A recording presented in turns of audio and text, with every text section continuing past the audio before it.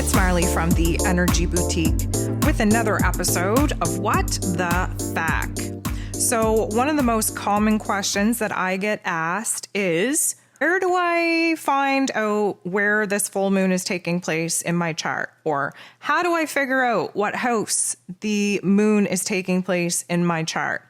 And if you are a Moon Guide subscriber, you would know that one of the questions that always gets asked in the Moon Guides are, where is this particular energy taking place in your chart? Who rules over this particular house in your chart, so that you can identify where it is in your chart that these particular events will be taking place.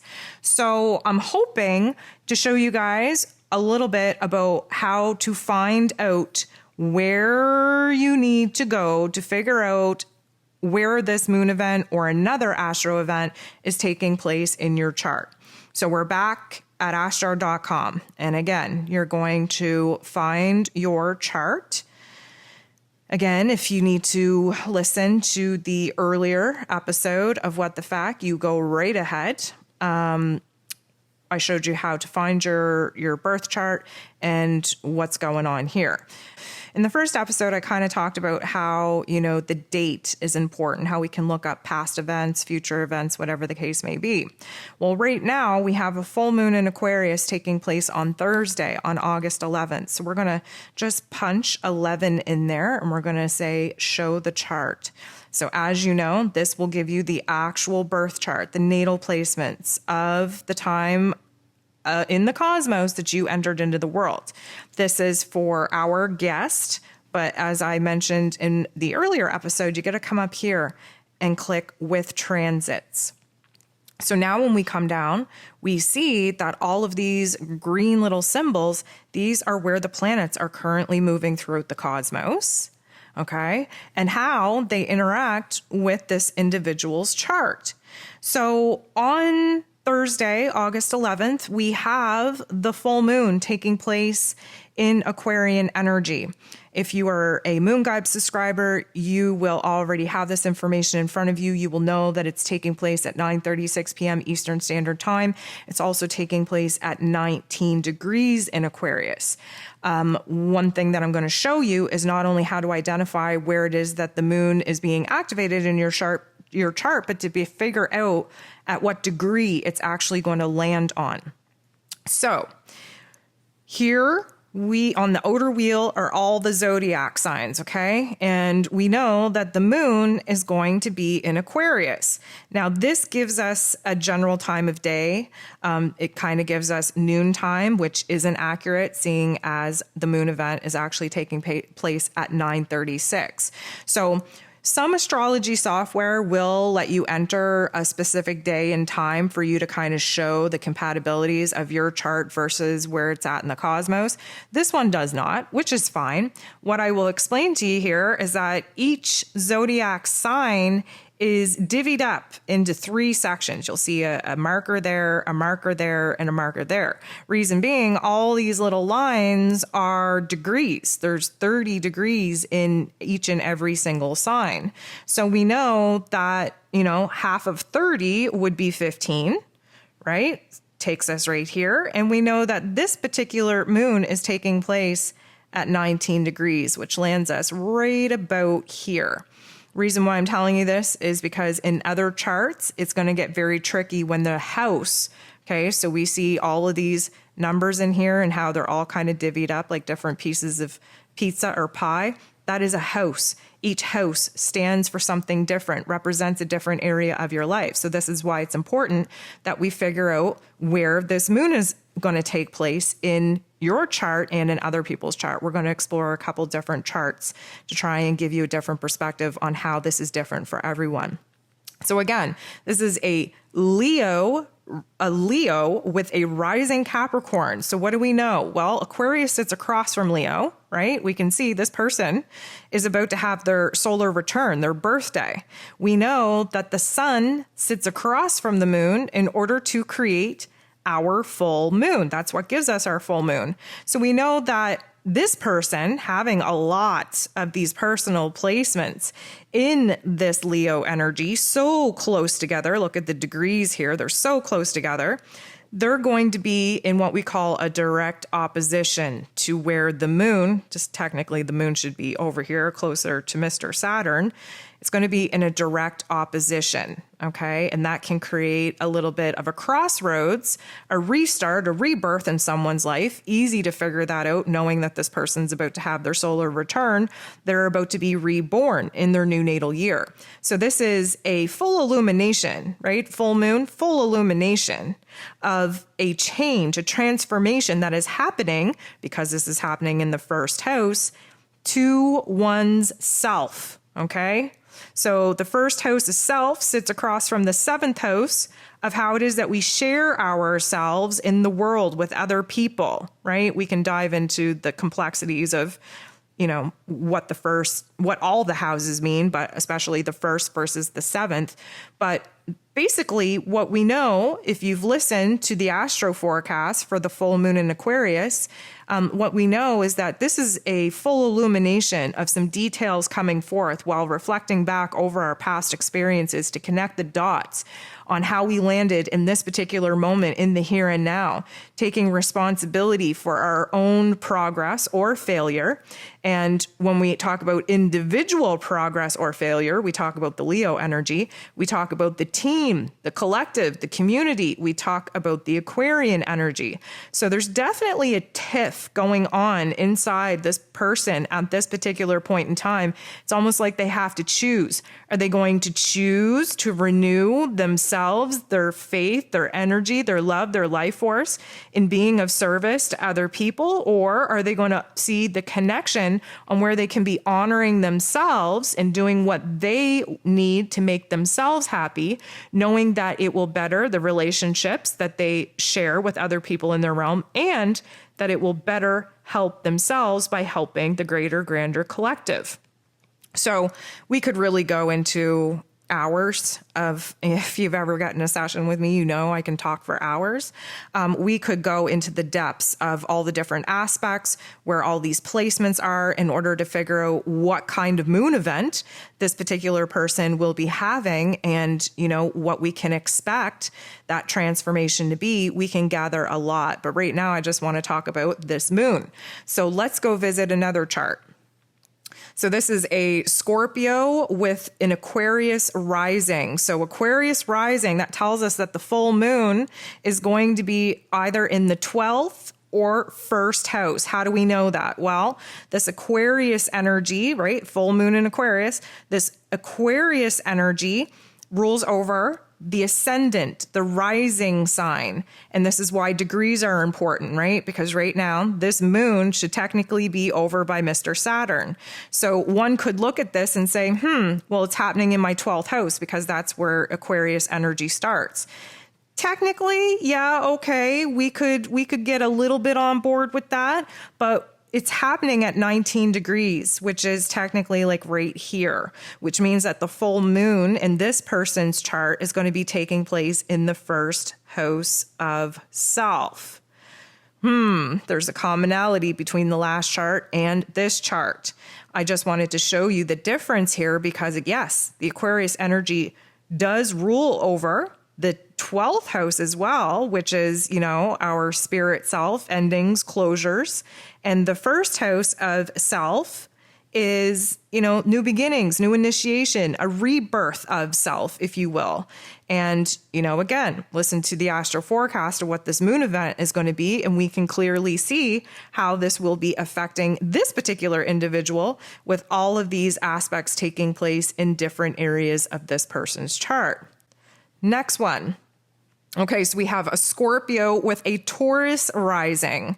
So you will see we got to go all the way to the top in order to find the Aquarian energy. Now, what's interesting here is that this particular person has their moon in Aquarius. So we know that as the full moon builds up to the 19th degree, which would set us right about here, that this person's going to have their lunar return. This is a brand new emotional cycle that gets reset for us every month. We have our lunar return every month when the moon goes through our sign, but having your lunar return right before the full moon peaks is a totally different story. What's interesting is if, we were to say, okay, well, what area of your chart is ruled over by this Aquarius energy? One would gravitate and say, you know what, the 10th house of career, karma, roles, responsibilities, finances, reputation. This is the safety and security axis here, the 10th and the 4th. The 10th is out in the world. The 4th is at home, the family dynamic. So what we know is that the full moon will be raising in its intensity through this person's 10th house, but will actually be going direct, literally on the cusp, technically more into the 11th house, which Aquarius naturally rules over, than the 10th, because we're on this side of this hard black thick line. So having the full moon in the 11th house that Aquarius energy naturally rules over, this is going to be a powerful moon revelation for this individual. There is a brand new vision coming into perspective, brand new clarity coming into the path, brand new friendships, connections, life partners, soulmates, meeting the right kinds of people at the right time. This is essentially a beautiful time for this individual to really get down to the nitty gritty on what they want to build. The Saturn energy, of course, is giving us the structure that we need to build a brand new foundation, to build the bridge, so to speak, to get us from where it is that we're at, where it is that we desire to be. So again, all of the cosmos, all of the planets here are in a different place in this person's chart. And again, there are many layers to dissecting what this could mean for this individual. But again, just wanted to show you where we're looking for the full moon in Aquarius. This person is a Pisces sun with a rising Cancer. So as you will see, the Aquarius energy is over here, different to the previous charts, and also seems to rule over both the majority of the 7th house and the majority of the 8th house. So this is going to be interesting. Again, one would say that if we were looking for where the Aquarian energy ruled over, we would be able to say the 7th house of relationships, partnerships, how we share ourselves with the world, and the 8th house of death, rebirth, renewal, transformation. Now, this is going to be pretty significant for a couple of reasons. Again, the moon, when it builds to its full moon intensity and goes direct at 19 degrees, will land us right here. So this particular person's full moon in Aquarius is going to be taking place in the 8th house of death, rebirth, transformation, and renewal. But also, here is their natal Mercury in a retrograde. So this is their natal placement.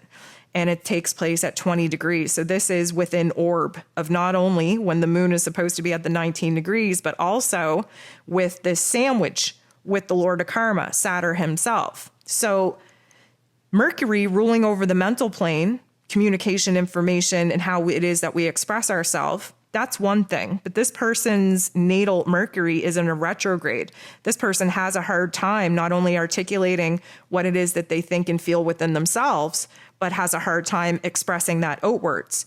And having the full moon shine a bright light on the inner narrative, the inner dialogue, likely a negative one. Why? Because we're sitting across from the sun in Leo, which is asking us to be bold and brave and courageous and proud of ourselves and take care of ourselves and love ourselves and nurture that inner child.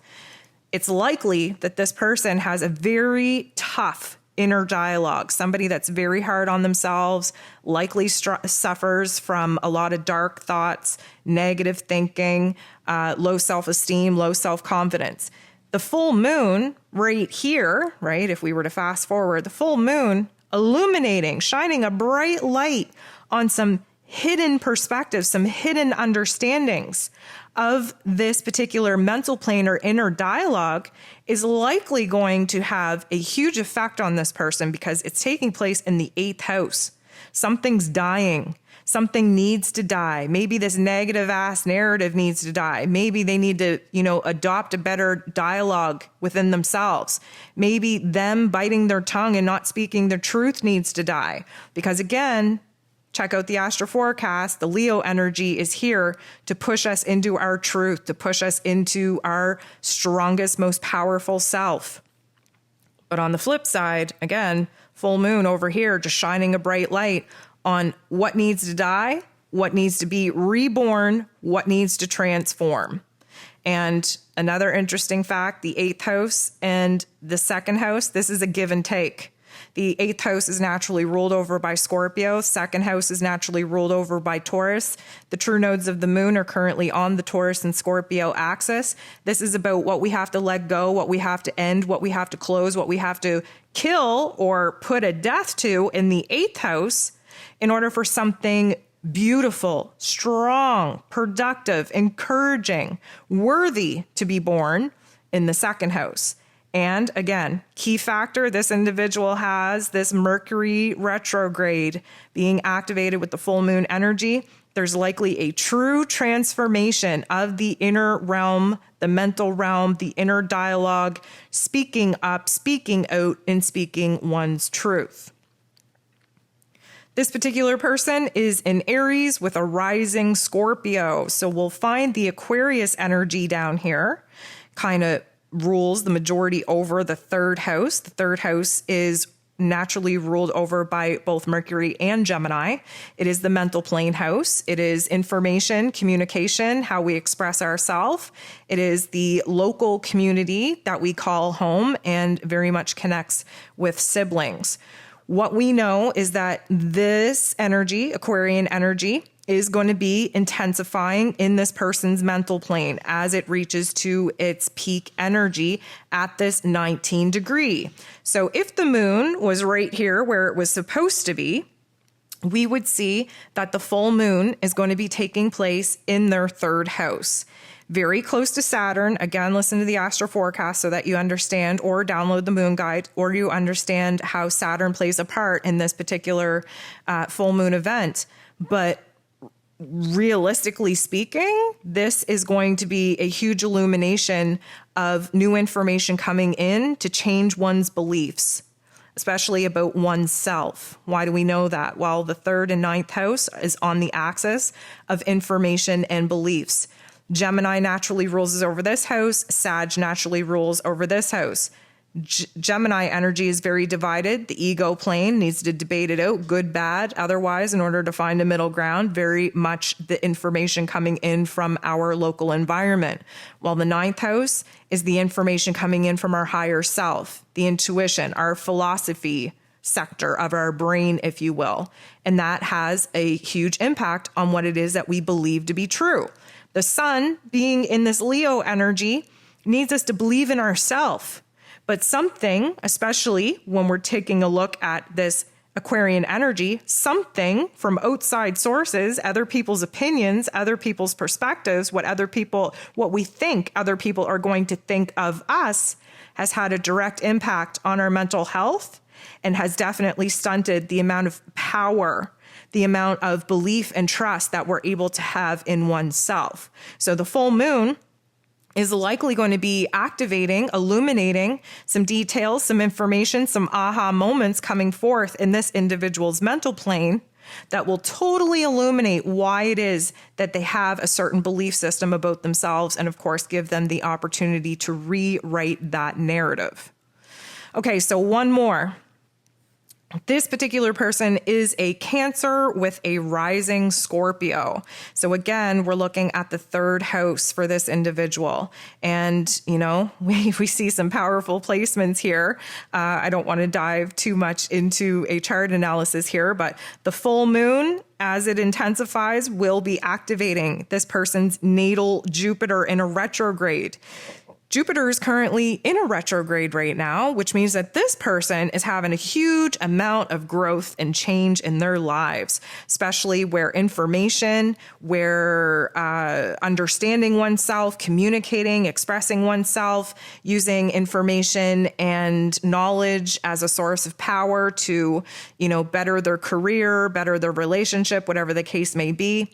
The full moon, again, will be taking place right before this little dash, which would be our 20-degree mark. It's taking place at 19 degrees, which means that the full moon in Aquarius is illuminating this third house of the mental plane of information, of communication and expression.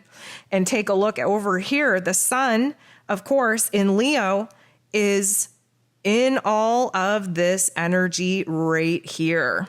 So this natal Uranus, okay, Uranus rules over the Aquarian energy. So this person having this placement is already going to be at odds with oneself because it's sitting across in its opposite sign.